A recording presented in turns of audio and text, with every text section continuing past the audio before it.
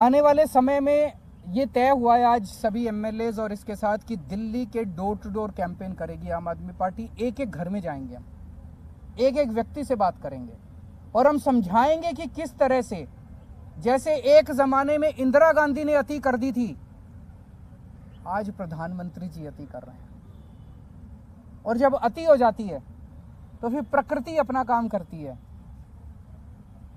फिर ऊपर वाला अपना चक्कर चलाता है, ऊपर वाला फिर अपनी झाड़ू चलाता है। अब इन्होंने अति कर दिया, ये अति ठीक नहीं है।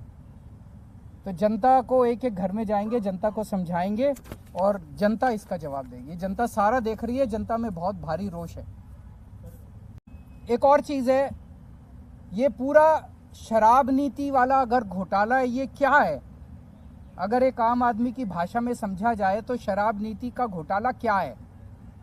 बड़ा टेक्निकल है, आम आदमी को समझ नहीं आता। मैं आपको 4 लाइन में समझा देता हूं। ये लोग आरोप लगा रहे हैं कि मनीष सिसोदिया जी ने शराब की दुकान वालों से पैसे खाए। यही तो आरोप है, मोटे मोटे तौर पे आरोप तो यही है। इसीलिए उनको मनीष सिसोदिया जी ने शराब वालों से कह रहे हैं, आरोप लगा रहे हैं कि शराब वालों से कोई किसी डिबेट में क्या देते हैं 100 करोड़ खाए, किसी डिबेट में क्या देते हैं 1000 करोड़ खाए, किसी में क्या देते हैं 10,000 करोड़ खाए। इन्होंने मनीष सिसोदिया जी के घर पे रेड मार ली, सारे गद्दे फाड़ दिए, दीवारें तोड़ दी, कभी दीवारों में छुपा रखा हो पैसा।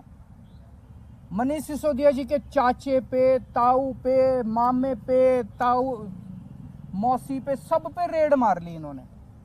बैंक लॉकर देख लिए, कुछ नहीं मिला। भाई जो आदमी 100 करोड़ रुपए खा गया, उसके घर में करोड़ 2 करोड़ तो बिखरे हुए ही मिल जाते हैं। लाख 2 लाख 10 लाख रुपए तो यूं ही मिल जाते हैं। मनीष सिसोदिया के 10,000 रुपए नहीं मिले, 10,000 रुपए नहीं मिले उसके घर पे, उसके बैंक लॉकर में कुछ नहीं मिला। कोई आदमी 100 करोड़ रुपए दबा जाएगा, अपनी वाइफ के लिए थोड़े बहुत जेवर खरीदेगा, कुछ जेवर नहीं मिले, कुछ नहीं मिला, तो पैसे गए कहां? तो कहां से मिलेंगे पैसे जब खाए नहीं? ये पूरा घोटाला है, ये पूरे आरोप है।